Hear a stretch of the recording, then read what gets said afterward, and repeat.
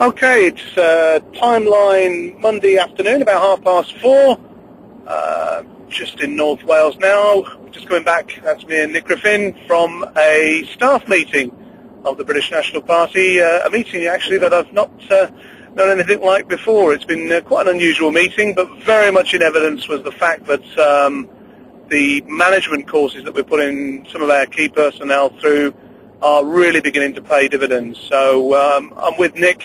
What did you make of it, Nick? Well, as you know, Simon, I was pretty much running it. And as you say, I'm following on advice, things I've been taught about how to manage things. So a big sea change, such that we had an agenda there, which is the things which would ordinarily have been discussed if we'd had such a meeting. And I looked at this before it, and in the light of what I've been taught, I concluded that all 9 things on the agenda, which were all put there by different people, yes, they were things that did need discussing and working out, but only perhaps between them and 2 other members of staff, for instance. And yet, from the old BNP way of managing things, we'd have all spent half an hour each discussing each one of these things. The meeting would have gone on for the best part of 6 hours, and the best would have got some decisions out of it at the end. But in each of these cases, there's a smaller group of people to do, and only to bring them further up the management chain if, for some reason or other, they can't work it out amongst themselves. And it may sound simple, but it's a big, big difference to how we've done things before with an almost sort of anti-management system. And as you know, we basically ripped up the agenda right at the start. Everyone got the point that, yeah, why on earth are they bringing something that can be discussed and sorted between 3 people to a meeting of 12 people or so? And then we went round with each person spending, I gave, as you know, people 15 minutes to work out what they were going to say about what their specific targets are over the next 3 months, what the things are that are causing them problems, and how the party can help. And everybody did that. And then the second stage then was I came back and that's to an extent floored people, saying, right, we don't pay you people to bring us problems. We pay you to work out solutions for yourselves. Sit down, and I want, in 5 minutes' time, I want from everyone, in the course of 2 minutes, specifically what you are going to do to address these specific problems and a date by which it's going to be done. And I did it myself as well, which is painful because organisation and paperwork is not my strong suit. And that was pretty much it. And speaking to people briefly as we were going, people were astounded by the difference of meeting. Martin Wingfield said to me, oh, I hope the next advisory council meeting's like that, because there was no waffle, no waste. That was really good. And I've asked people to give me some feedback on it over the next few days, and we'll see. But certainly if Martin's anything to go by, we're definitely on the right track, which is what I thought we were. Yeah, I must admit I was very happy with it. I mean, the bottom line is, the way we're growing, the way we're expanding, we simply cannot go on the way we were. We have to become more professional. We have to have better time management. We have to look at ways of working smarter and being more accountable, and that's certainly coming into place. And I'm really pleased that it was a bit of a gamble taking these management courses. Yes, we're getting them at a very, very good price, but it's still cumulatively quite a bit of money. But I'm absolutely convinced that it's money really, really well spent. Yeah, I am as well, and the more I've seen of it, the more I'm convinced of that. We're already getting the benefits, certainly at the top level of the organisation. One of the next stages we have to do is to find ways to cascade the key principles further down. There's a difference, of course, between how we treat the party people right at the party centre. And as far as I'm concerned, whether it's wages or out-of-pocket expenses or money for services being provided by self-employed people, whichever way it is, this is members' money. It's donations, it's widows' mites that has to be used to pay for these things. And it is expensive. The party spends an absolute fortune on fighting elections. That's what political parties are for. But most of that comes out at regional and local level. It's raised locally, it's spent locally.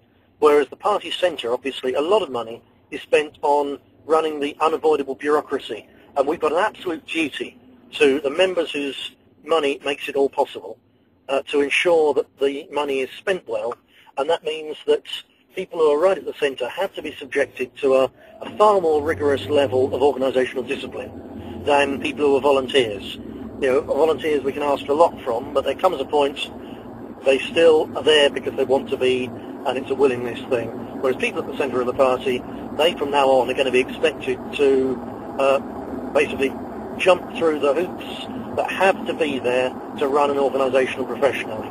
And we're shifting from an organisation which basically has got an uncoordinated volunteer culture at its heart to one which has got I hope not overmanaged and certainly not bureaucratic, but which has got a tough management structure right at the centre of it. You know, people don't get the report forms in on time. If people don't do things, the deadlines that have now been set, then we're going to want to know the reason why. And if we have to sack people, then that we will do in due course, because from now on, this party, I aim to have this party run in terms of the way in which it brings in money and the way in which it uses that money wisely. We are going to be the most effective political party of any in Britain within 18 months' time. That's the aim. Yeah, changing the subject, but still sticking on the subject of other political parties. I've had a really interesting press call today from BBC Radio 1, I think it was, commenting on an event tomorrow in Vauxhall in London, whereby Boris Johnson, Ken Livingstone and Brian Paddock are going to watch the unveiling of a giant poster paid for by Operation Black Vote, not Operation White Vote, Operation Black Vote, to try and persuade ethnic people in London to vote. Otherwise, the BNP will get in. Now, you'll probably hear what I've got to say about it tomorrow, but Nick, what's your take on that? Well, fundamentally, Simon, of course, it's not paid for by Operation Black Vote. It's paid for by the London taxpayer. And it's taking gerrymandering to a fine art.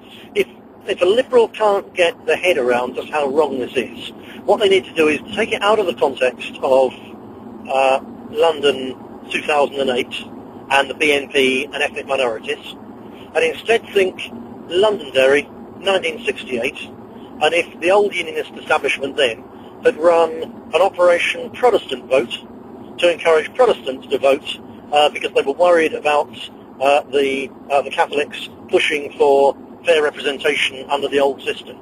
And when you see it like that, or reverse it, you know, nowadays when Sinn Féin IRA have mobilised a very effective political bloc on the nationalist Catholic side, you know, so if you now reversed it and you know, had an operation, like an Operation Catholic Vote, whichever way round you do it, the moment you apply other labels to it, then even the Liberals should be able to see how horribly wrong it is, especially when it's done with taxpayers' money.